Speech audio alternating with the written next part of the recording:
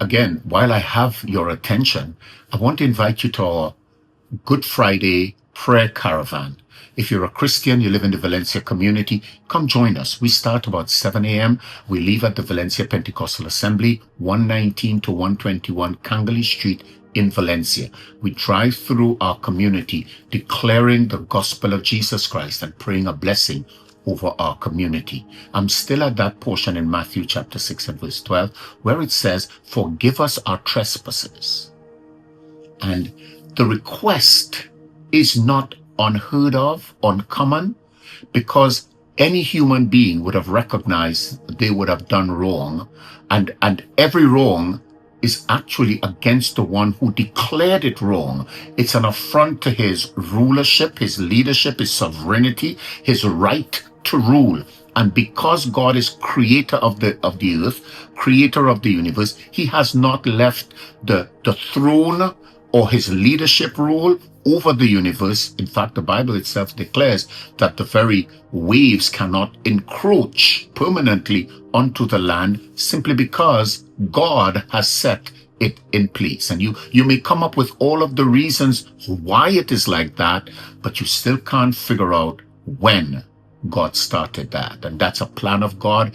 And I say that because I want us to recognize, if we have fallen short of the glory of God, it means what God demands and declares we ought to be, what his intentions for us would have been when he created the first Adam and then put in motion all of this that we have today.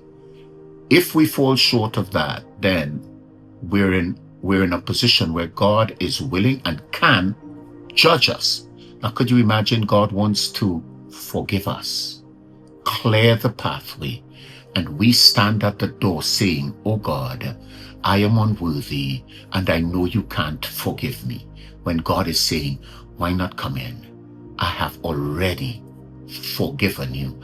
I'm just waiting for you to come in, repent, apologize to me, and promise that you're going to follow my way instead of standing in rebellion and hoping against hope.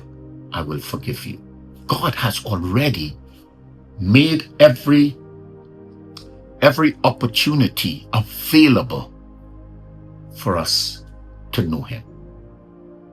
I challenge you today. Repent. Turn. Come to Christ. Bow before him and allow him to rule your life. It is an imperative. God wants you, and he's calling you right now. Why not answer him in Jesus' name?